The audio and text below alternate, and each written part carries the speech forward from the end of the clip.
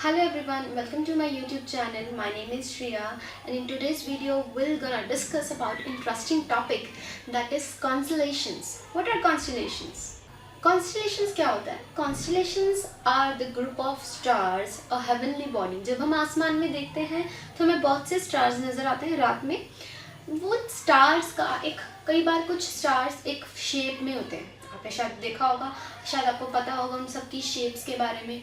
उन group of stars को हम कहते हैं कॉन्स्टेलेशंस और उन स्टार्स की कोई ना कोई शेप होती है. सबसे ज़्यादा फेमस जैसे हम बात करें सप्तऋषि, 7 स्टार्स, उनको हम हिंदू मैथोलॉजी के अकॉर्डिंग सप्तऋषि भी कहते हैं. माना जाता है कि वो 7 ऋषियों का समूह है एक. वो जो कॉन्स्टेलेशंस है उसे हम इंग्लिश में 7 सेजेस भी कहते हैं. वो इस तरह से फॉर्म्ड होती है कि 7 के साथ जो स्टार्स हैं हमेशा साथ रहते हैं. सो उसे हम कहते हैं कॉन्स्टेलेशन. उसी तरह से और भी कई कॉन्स्टेलेशंस हैं जैसे कि Ursa Major, Gemini, Orion, Cassiopeia and all. सबसे पहले मैं बात करूंगी, जैसे मैंने 7 सेजेस के बारे में बताया, ये बहुत ही खूबसूरत सा कॉन्स्टेलेशन है. आसमान में हमें आराम से नॉर्थ साइड में दिख जाएगा. ओके, कभी हम जैसे देखें तो सबसे पहले उसकी आइडेंटिफिकेशन कहाँ से होती है ना, कि उसकी जो टेल होती है उसमें 3 स्टार्स होंगे और जो उसका कर्व होता है उसमें 4 स्टार्स होंगे, तो 7 सेजेस. और अगर मैं ओरियन की बात करूँ तो ओरियन एक सिपाही की शेप में मिलेगा. ओरियन बेसिकली उसके पीछे की जो कहानी है वो एक सिपाही के बेस्ड, एक सिपाही थे, उन्होंने नाम से उसको डेफिनेशन दी गई थी ओरियन. तो ओरियन एक सैनिक की तरह हमेशा दिखता है, एक शेप में, सैनिक की शेप में दिखता है. उसकी जो ओरियन बेल्ट है वहाँ पर 3 स्टार्स होते हैं, ठीक है. उनके भी अपने पर्टिकुलर नाम होते हैं. और ओरियन जो हमारी कॉन्स्टेलेशन है उसके पास नेबुलास भी प्रेजेंट हैं. तो नेबुलास के बारे में हम बाद में डिस्कस करेंगे. और जैसे ग्रेट पोलर है, जायंट बेयर है, वो एक शेप होती है हमें ना स्पून की तरह दिखती है, लिड ऑफ, ठीक है, इस तरह से उसकी लिड होगी और फिर उसका वो जो होलो पार्ट होता है वो आसमान में कई तरह से प्रेजेंट होती है. कई बड़ी साइज़ में होती है, कई छोटे साइज़ में होती है. कभी ध्यान से देखें ना तो हमें वो दिख जाती है. मतलब बहुत ही खूबसूरत तरह की कॉन्स्टेलेशंस हैं आसमान में, जिनको अगर हम देखने बैठें तो एक जैसे कैसियोपेया की बात करें, वो W शेप में है कैसियोपेया. वो भी उसके पीछे भी ग्रीक माइथोलॉजी के अकॉर्डिंग उसकी भी एक अपनी पर्टिकुलर इम्पोर्टेंस है. सबसे पहले मैं बात करना चाहूँगी एक्वेरियस के बारे में. एक्वेरियस जिसको लेटिन वर्ड गिवन है, इसका मतलब होता है water career.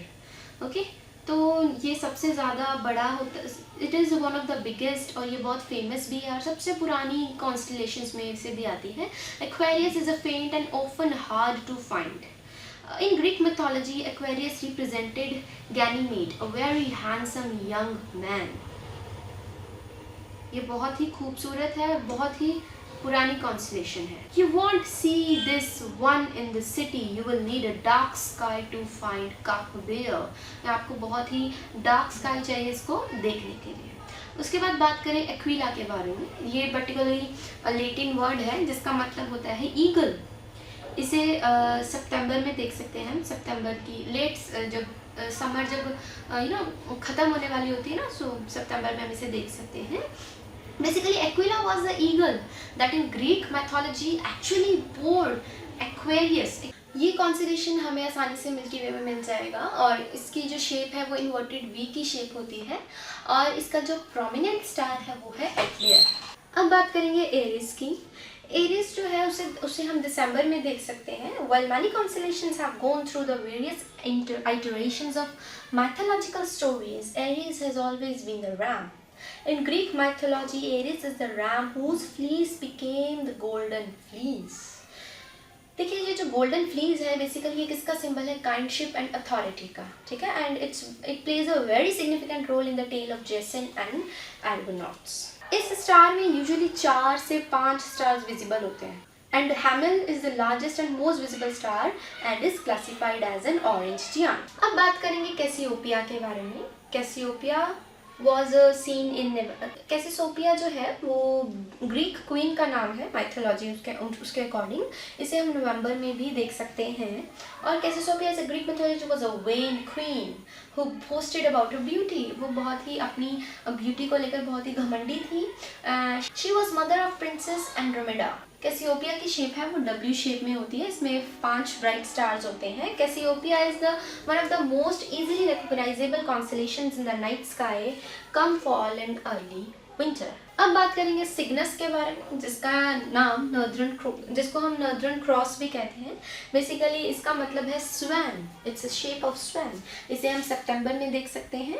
And multiple persons take on the form of the swan in Greek mythology. ये जो कॉन्स्टेलेशन है इसका नाम पैथन एंड सिंकस के नाम से भी पड़ा था. बेसिकली इसे सन गॉड भी कहा जाता है. The northern cross is really just an asterism with Cygnus the swan. You will find Cygnus within the Milky Way, which is why you'll sometimes see the constellations referred to as the backbone of galaxy. उसके बाद बात करेंगे Gemini की. Gemini we all know twins.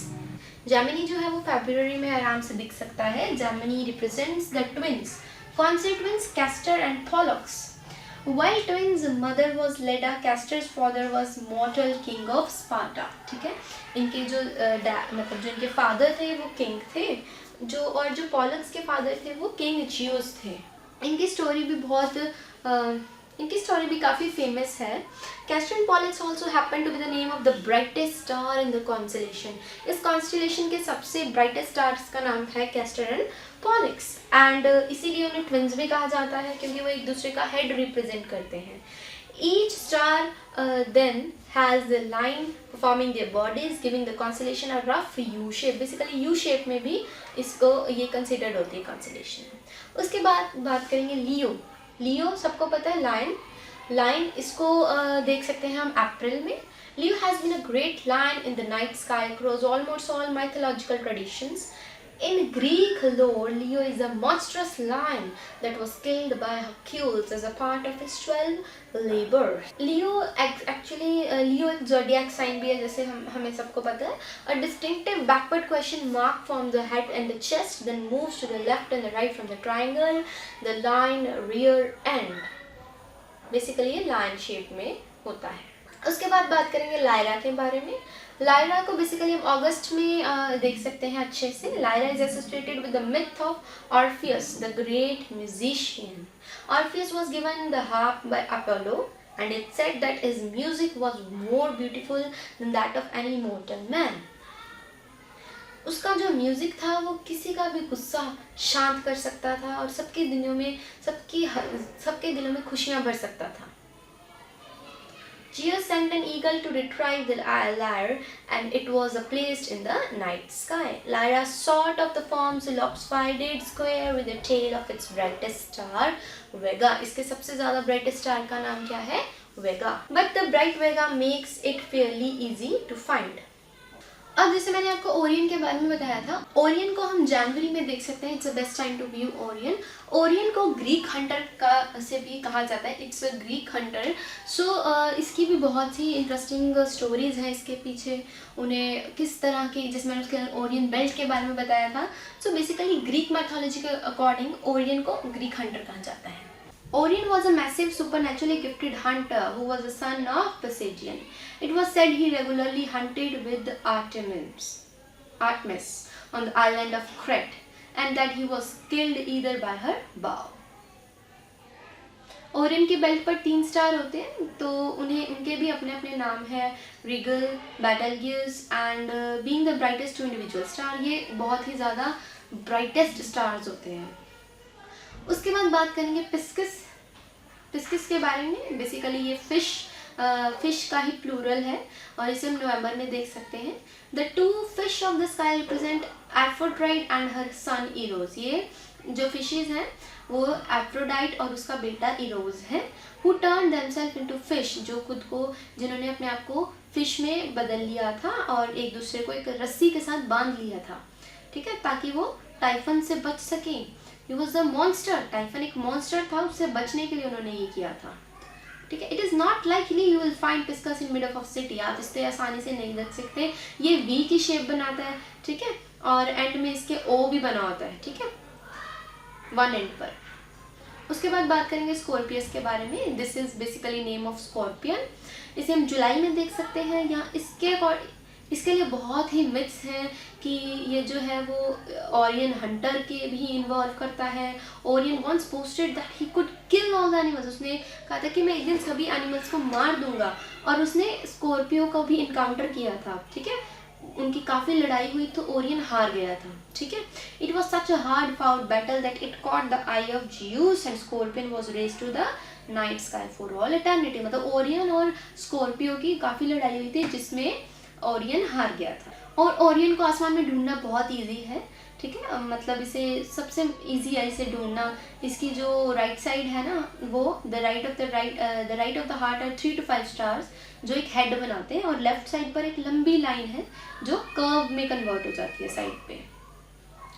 उसके बाद बात करेंगे taurus के बारे में। टॉरस मतलब पता बुल, ठीक है। Taurus is large and prominent fixture in the winter sky as one of the oldest recognised constellations. It has mythologies dating back to the early Bronze Age. There are several Greek, इसके ऊपर बहुत सी myths भी हैं। कहा जाता है कि इसमें 2 ज्यूज इंक्लूडेड हैं, ठीक है। उसे वो खुद को बुल की तरह मानते हैं और उसकी मिस्ट्रेस होती है इसमें, ठीक है।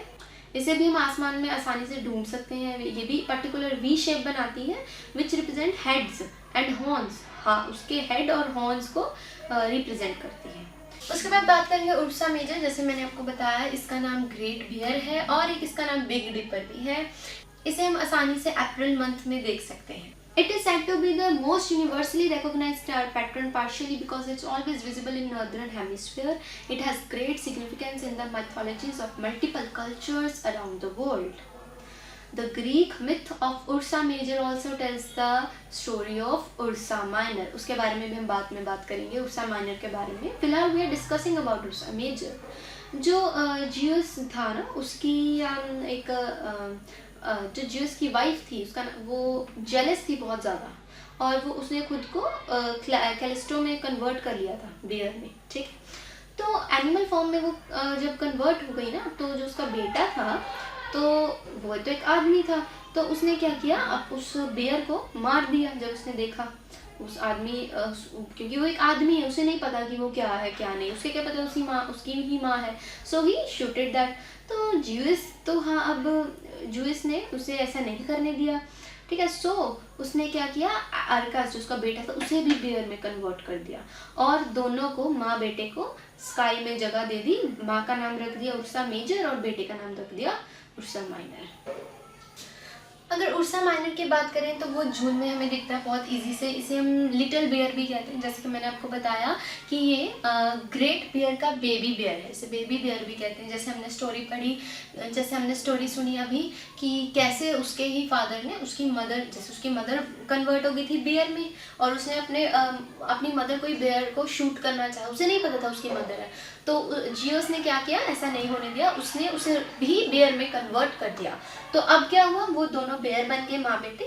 तो जो माँ थी उसका नाम दे दिया उर्सा मेजर, और जो बेटा था उसको नाम दे दिया उर्सा माइनर, और इसे नॉर्दर्न पार्ट में उसे प्लेस कर दिया।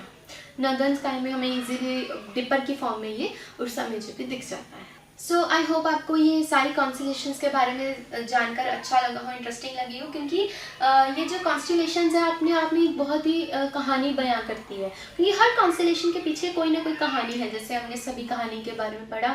देखिए, ग्रीक माइथोलॉजी के अकॉर्डिंग अलग कहानियाँ हैं, हिंदू माइथोलॉजी के अकॉर्डिंग अलग कहानी है। जैसे अभी मैंने आपको सिर्फ ग्रीक माइथोलॉजी के बारे में बताया कि उनके अकॉर्डिंग कॉन्स्टेलेशंस की रीज़न क्या क्या है। अगर मैं हिंदू माइथोलॉजी के अकॉर्डिंग बताऊँ तो वो अलग होंगे। किसी दिन उसके बारे में भी ज़रूर मैं वीडियो बनाऊंगी। तो अगर आपको वीडियो इंटरेस्टिंग लगी हो और आप चाहें कि मैं इस तरह की और वीडियोस बनाऊं तो प्लीज़ कमेंट्स करें और वीडियो को लाइक करें और चैनल को सब्सक्राइब करना ना भूलें। Thank you and have a very nice day. Good bye.